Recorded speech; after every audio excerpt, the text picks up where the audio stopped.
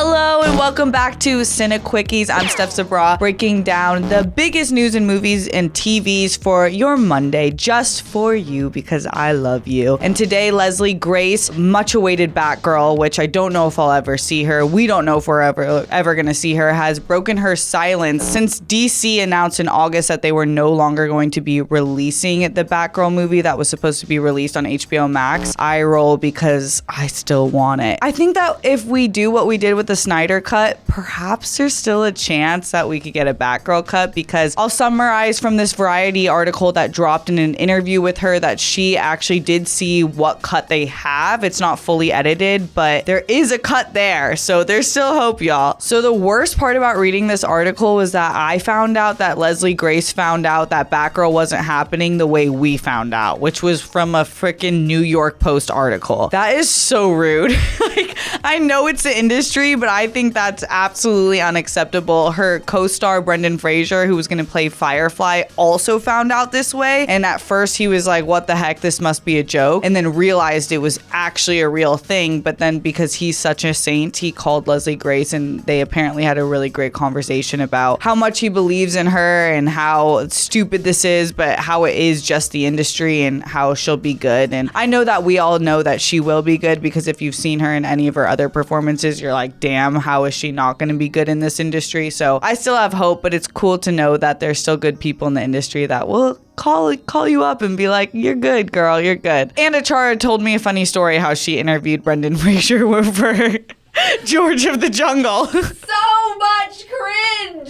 And it was apparently really cringe, but he was really nice then and he's really nice now. So hallelujah, there's nice people still alive. But I'm mad at you, DC and Warner Brothers, for this. When she was asked about how she felt about the news when it initially broke, she said after kind of the shock dissipated, she was more thinking in an optimistic manner that at least she got the opportunity to film in Scotland with an amazing crew and everybody on set. So she's more happy about the experience, and I'm like, you're such a queen, because I don't think I would have been that nice. So when asked about the movie, the new DC head, one of the new DC heads, Peter Safran, said that it was unreleasable and it could have hurt the DC slate that was upcoming. Leslie's response to that when she was asked about it was that she had her own meetings with Warner Bros. Film Group. They explained to her what they felt about the project, things that were out of their hands, plans and budgets were set in place before they were even part of the team. And so there was a lot of things that she was just learning about the industry, which I've heard before is just like, so much of it is about money and is out of your control. And I think that there was that rumor going on that might be more than a rumor, that it had to do with a tax deductible, which must be heartbreaking as a creative when you're putting your blood, sweat, and tears into things. But she said, even though I would have loved to share that with the rest of the world, the movie she's talking about, nothing can take the experience away from us. So more just positive queen stuff from Leslie Grace about it. She also just was saying how it is frustrating, but I think that's really all she can say about it, because we've seen people go to war with DC before and it doesn't really end well. So I think that she's trying to keep the relationship alive and well, which I totally respect. She's a businesswoman. So this is more of the juicy stuff. When she was asked if she saw a final cut of the film, the answer was that this was the one thing that she asked for when the news broke that the film was no longer going to happen. And granted, there wasn't a full edited cut. They had still wanted to do some reshoots and add some stuff in. She saw a cut that she thought was pretty great and that she was proud of. The scenes that were there were incredible, she said. There was definitely potential for a good film, in my opinion. Maybe we'll get to see the clips of it later on. Release the clips! Start the hashtag. We want to see the Batgirl clips. When asked if there was anything in the movie that she saw that was not going to work, like this film is not going to work, how she heard from Safran that it's not releasable, she said, I'm not going to lie to you, in every film there are obstacles, and our film was nothing short of that. Half of the shoot was night shoots in Scotland where it never stops raining. Girl, I feel bad for you. I can vouch for that. Scotland's beautiful, but ooh, the rain? No, thank you. So there was obstacles, but at the end of the day, because of the incredible crew, nothing that ever got in the way of us delivering what we knew we wanted to deliver for this film, at least from what I was able to see. Yeah, it makes sense. Like, when you have such a great crew involved, I really don't think that they're going to put out something that would be bad. That's why some of this news to me is still a little sketchy, but what do I know? So we know that Matt Reeves' Batman is getting a sequel with Robert Pattinson. So the Batverse is alive and well. And so she was asked about, would there be any chance of her appearing in other sorts of films involving the Batverse? And she said, we've definitely had conversations about Batgirl's future and how Batgirl can make a resurgence. I like that. I think fans are looking forward to seeing that. We'll just see where that takes us. I can't say one way or the other if that is a reality at this point.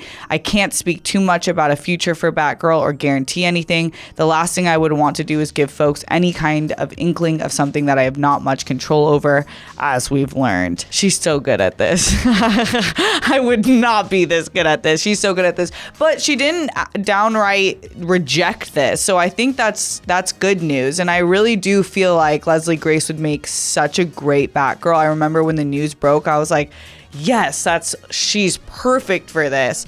So, and Brendan Fraser was talking about one of the most disappointing parts about this all to him was the fact that there was this whole generation of younger girls, younger Latina girls, Afro-Latina girls that would grow up and not have to wait a little longer to see someone like Leslie Grace on screen playing such a sick character that is Batgirl.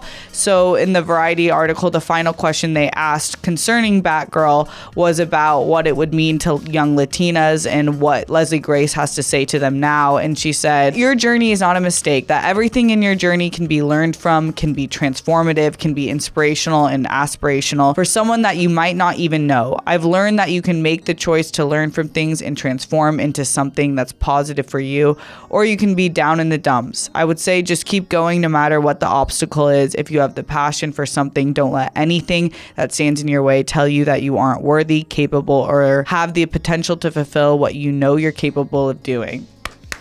Yes, queen. God, that fired me up more than my morning coffee. And I'm not Latina, but I feel it in my bones.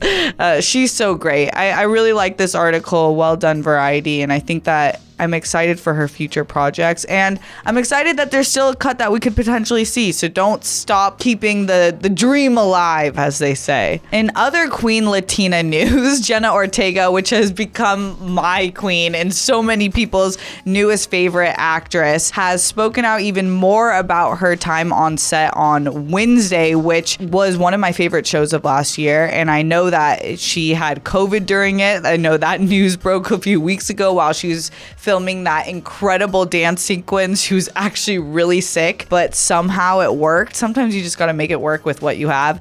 She has talked even further in this Variety article about not getting any sleep and how she was just training or filming.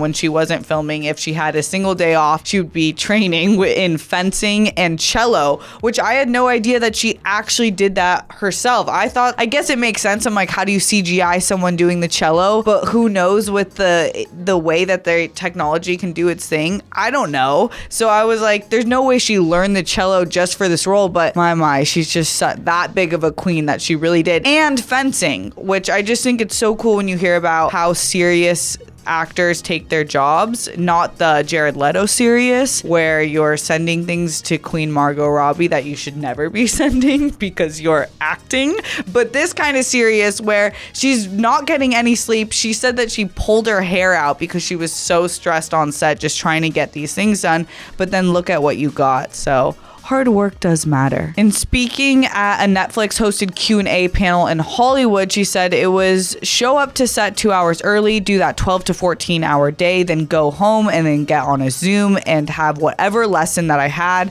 or show up to my apartment. My cello teacher was already waiting for me. Oh my God, can you imagine coming home, you just want to take a nap and your cello teacher's there? It was just constantly going, and if you could on a weekend, if we weren't shooting the 6th day that week, it was all right, well then we'll get your lessons in on that day. Damn, that's grueling. That's like really intense, but it kind of was worth it, you know? I wish that they had a little longer time to film, but that's just the industry now, and she's working on so many other projects. I'm sure that they had a tight scheduling for filming. I feel like she can get away with it because she's really young.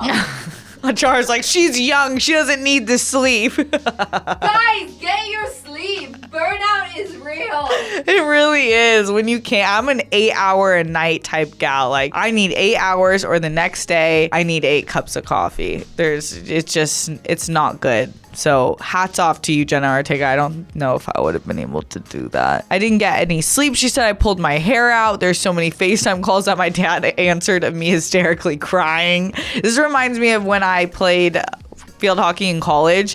My first week that I got there, so it was preseason, we had triple days. I called my parents every day crying. But I think this is cooler because she actually is like an Emmy nominated actress because of this. So Jenna, you picked the right thing to pull your hair out and cry over FaceTime with. I don't think I did.